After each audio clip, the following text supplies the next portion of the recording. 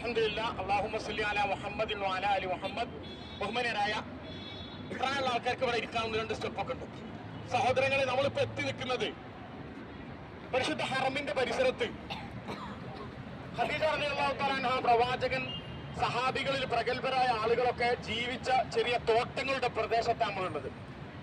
ഖദീജാവിന്റെ വീട് ഈ മറവയുടെ വലതുഭാഗത്തായിരുന്നു ഉണ്ടായിരുന്നത്. ജനിച്ചു എന്ന് പറയപ്പെടുന്ന പ്രദേശത്തുള്ള മക്തബാണ് നമ്മൾ കണ്ടുവന്നത്.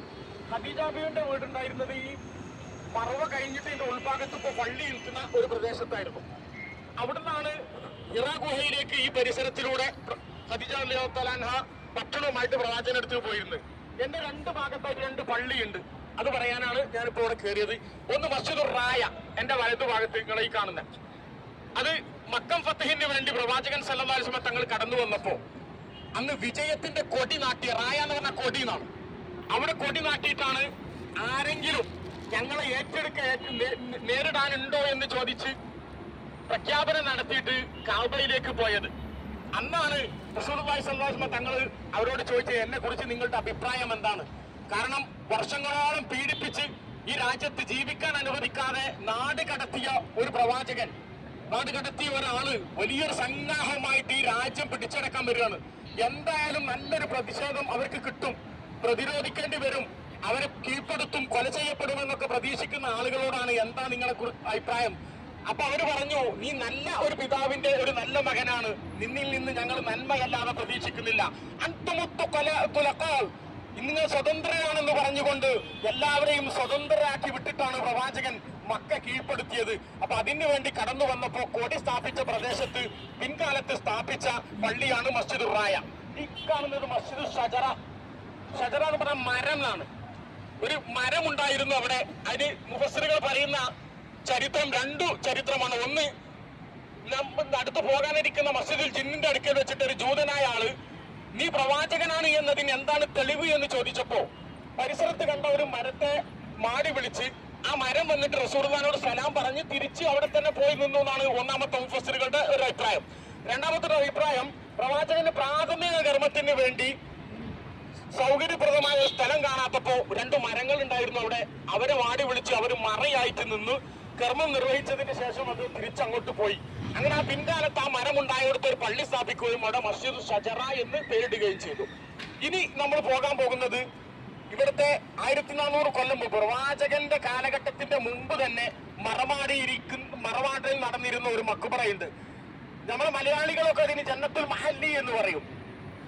തഫ്സീറുകളിലും ഹദീസുകളിലും ഒക്കെ അതിനുള്ള പേര് മക്ബറത്ത് മുഅല എന്നാണ്.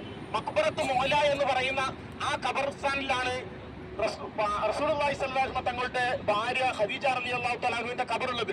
പ്രത്യേകം അവരുടെ കുടുംബത്തിന്റെ ഖബർ ഒരു ബൗണ്ടറിക്കുള്ളിലാണ്. സ്ത്രീകൾക്ക് അവർക്ക് പ്രവേശനമല്ല, പുരുഷന്മാർക്ക് മാത്രമേ പ്രവേശനമുള്ളൂ. പ്രവാചകൻ സല്ലല്ലാഹു അലൈഹി വസല്ലം തങ്ങളെ കുറിച്ചും അവിടുത്തെ കുടുംബ ജീവിതത്തെ കുറിച്ചും വൈവാഹിക ജീവിതത്തെ കുറിച്ചൊക്കെ ഒരുപാട് വിമർശനങ്ങൾ നടക്കുന്ന ഒരു കാലഘട്ടമാണ്.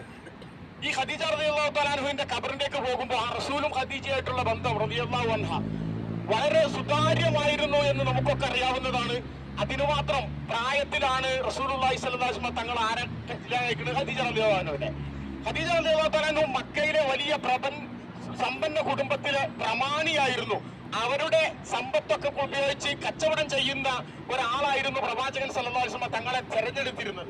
25 വയസ്സുണ്ടാകുമ്പോഴാണ്, വളരെ ചുരുക്കി പറഞ്ഞാൽ 25 വയസ്സുണ്ടാകുമ്പോഴാണ് ഖദീജ റളിയല്ലാഹു തആല അൻഹയെ റസൂലുള്ളാഹി സ്വല്ലല്ലാഹു അലൈഹി വസല്ലം തങ്ങൾ 40 വയസ്സുള്ള ഖദീജാബിയെ വിവാഹം കഴിക്കുന്നത്. അപ്പൊ എത്ര മക്കളുണ്ട് ഖദീജാബിക്ക്?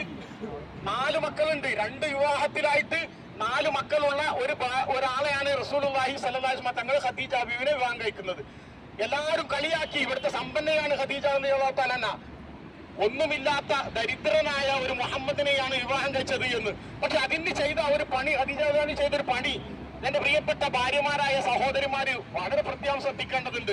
ഖദീജാബിയുടെ ചരിത്രം പഠിക്കുമ്പോ റസൂലുള്ളാഹി സ്വല്ലല്ലാഹു അലൈഹി വസല്ലം തങ്ങള് സമ്പന്നനല്ല, ദരിദ്രനാണ്. ഖദീജ റളിയല്ലാഹു അൻഹ സമ്പന്നയാണ്. എല്ലാ പ്രമാണിമാരും വിളിച്ചുകൂട്ടി ഖദീജ റളിയല്ലാഹു അൻഹ ഒരു വിരുന്നു സൽക്കാരം കൊടുത്തിട്ട് എന്റെ സമ്പത്ത് മുഴുവൻ എന്റെ ഭർത്താവായ മുഹമ്മദ് സല്ലല്ലാഹു അലൈഹി വസല്ലം തങ്ങളുടെ മേലിൽ എഴുതി കൊടുത്തിട്ട് പറഞ്ഞു, ഇന്ന് ഞാൻ ഫക്കീറാണ്, ഇന്ന് മുഹമ്മദാണ് എന്റെ സമ്പത്തിന്റെ മുഴുവൻ ഉടമസ്ഥൻ എന്ന് പറഞ്ഞിട്ട് ഭർത്താവിനെ എന്ത് ചെയ്ത് ഒരു സമ്പന്നനാക്കി മാറ്റിയിട്ട് ഫക്കീറായ ഒരു ഭാര്യയായി മാറുന്ന സമ്പന്നയായ ഖദീജ റളിയല്ലാഹുവിന്റെ ചരിത്രമാണ് നമ്മൾ പഠിച്ചു പോകേണ്ടത്. എന്റെതെന്തായാലും തരൂല, നിങ്ങൾ എത്ര കുടുങ്ങിയാലും ഞാൻ സഹായിക്കൂല എന്നല്ല പറഞ്ഞത്. കൃത്യമായിട്ടും എല്ലാ സമ്പത്തും ഭർത്താവിന് കൊടുത്തിട്ട് ഒരു രാജ്ഞിയാവണമെങ്കിൽ എന്ത് വേണം? ഭർത്താവ് രാജാവാകണം, അപ്പോഴേ രാജ്ഞിയാവുള്ളൂ. ഒരു സുന്ദരമായ ഒരു രാജ്ഞിയായിട്ട് നിൽക്കാൻ വേണ്ടിയിട്ട് ഖദീജ റളിയല്ലാഹു ചെയ്ത ഒരു പ്രവർത്തനമായിരുന്നു ഭർത്താവിനെ രാജാവാക്കുക എന്നുള്ളത്. അതാണ് യഥാർത്ഥത്തിൽ ചെയ്യേണ്ടത്. അപ്പോഴേ നിങ്ങൾ എന്താവുള്ളൂ? ഭർത്താവിന്റെ കീഴിലുള്ള രാജ്ഞിയാവുകയുള്ളൂ. ഒന്നുകൂടി പറഞ്ഞ് ഞാൻ അവസാനിപ്പിക്കുന്നു. ആയിഷ റളിയല്ലാഹു തആല അൻഹ പറയാറുണ്ടായിരുന്നു, ഞാൻ ഖദീജയെ കണ്ടിട്ടില്ല, പക്ഷെ എനിക്ക് ഏറ്റവും കൂടുതൽ ദേഷ്യമുള്ളത് ഖദീജയോടാണ്. കാരണം എന്താ? അള്ളാന്റെ റസൂൽ അത്രത്തോളം ഖദീജ റളിയല്ലാഹുവിനെ പുകഴ്ത്തി പറയാറുണ്ടായിരുന്നു. ഖദീജയുടെ പേര് കേൾക്കുമ്പോഴേക്ക് റസൂലുള്ളാഹിക്ക് വല്ലാത്ത ഒരു അഭിവൃദ്ധിയാണ്. ഖദീജയുടെ സുഹൃത്തുക്കളിലേക്ക് എപ്പോഴെങ്കിലൊക്കെ ആട് നടക്കുകയാണെങ്കിൽ അത് കൊണ്ടുപോയി കൊടുക്കലാർക്കാണ്? ഖദീജ റളിയല്ലാഹു അൻഹയുടെ സുഹൃത്തുക്കളിലേക്ക് എത്തിച്ചു കൊടുക്കും. അതിനുമാത്രം ബന്ധമായിരുന്നു ഖദീജ റളിയല്ലാഹു അൻഹയുമായിട്ട്. ആ റസൂലുള്ളാഹി സ്വല്ലല്ലാഹു അലൈഹി വസല്ലം തങ്ങളുടെ മാതൃക നഷ്ടപ്പെടുന്ന ഒരു ചരിത്രം നമുക്ക് ഇതിൽ കാണാൻ പറ്റും. അതായത് റസൂലുള്ളാഹിന്റെ വൈവാഹിക ജീവിതത്തെ കുറിച്ച് പറഞ്ഞു കൊടുക്കേണ്ട ആളായിരുന്നു ഖദീജ റളിയല്ലാഹു അൻഹ. പക്ഷെ അത് സമൂഹത്തോട് പറയാനുള്ള അവസരം കഴിഞ്ഞു. കാരണം എന്താ? ഖദീജ റളിയല്ലാഹു അൻഹ മരണപ്പെട്ടു. അപ്പോഴാണ് റസൂലുള്ളാഹി സ്വല്ലല്ലാഹു അലൈഹി വസല്ലം തങ്ങൾക്ക് ഭാര്യമാരെ സ്വീകരിക്കേണ്ട ഒരു അവസ്ഥയിലേക്ക് പോയത്. രണ്ടാമത് റസൂലുള്ളാഹി കല്യാണം കഴിച്ചത് ആരാണ്? സൗദ റളിയല്ലാഹു തആല അൻഹയാണ്. സൗദ റളിയല്ലാഹു അൻഹ എന്ന് പറയുമ്പോൾ നിങ്ങൾക്ക് പെട്ടെന്ന് ഇവിടുന്ന് മനസ്സിലാവും, ഇന്ന് നിങ്ങൾ ഇവിടെ കാണുന്ന ഏറ്റവും കറുത്ത സ്ത്രീകളില്ലേ, ആ സ്ത്രീകളിൽപ്പെട്ട ഒരു പെണ്ണാണ്. 6 മക്കളുണ്ട്, 65 വയസ്സുണ്ട്. റസൂലുള്ളാഹി സ്ത്രീലംബടനായിരുന്നു എന്ന് പറയുന്ന പൊതുസമൂഹത്തിന്റെ മുമ്പിൽ നമ്മൾ മനസ്സിലാക്കേണ്ട ഒരു യാഥാർത്ഥ്യമാണ്. എന്നാ കല്യാണം കഴിക്കുന്നത്? ഖദീജ റളിയല്ലാഹു തആല അൻഹ മരണപ്പെട്ടു. 2.5 വർഷം കഴിയുന്നത് വരെ ഒരു വിവാഹം നടന്നിട്ടില്ല. അതിന്റെ ശേഷമാണ് സൗദ റളിയല്ലാഹു അൻഹുവിനെ, അതും 6 മക്കളുള്ള 65 വയസ്സുള്ള നീഗ്രോ വർഗത്തിൽപ്പെട്ട ഒരു സഹോദരിയെ, ഒരു നമ്മുടെ ഉമ്മഹാത്തുൽ മുഅ്മിനീങ്ങളിൽപ്പെട്ട സൗദ റളിയല്ലാഹു തആലയെ വിവാഹം കഴിക്കുന്നത്. പിൻകാലത്ത് 9 വയസ്സുള്ള ചെറിയൊരു പെൺകുട്ടിനെ കെട്ടിയെന്നുള്ള വിമർശനവും നമ്മുടെ ഈ നൂറ്റാണ്ടിൽ വലിയ വിമർശനമായി നിൽക്കുമ്പോഴും നമ്മൾ മനസ്സിലാക്കേണ്ട ഒരു യാഥാർത്ഥ്യം അതിന്റെ പിന്നിലുണ്ട്. ആയിഷ റളിയല്ലാഹു അൻഹയെ റസൂലുള്ളാഹി വിവാഹം കഴിക്കുന്നതിന്റെ മുമ്പ്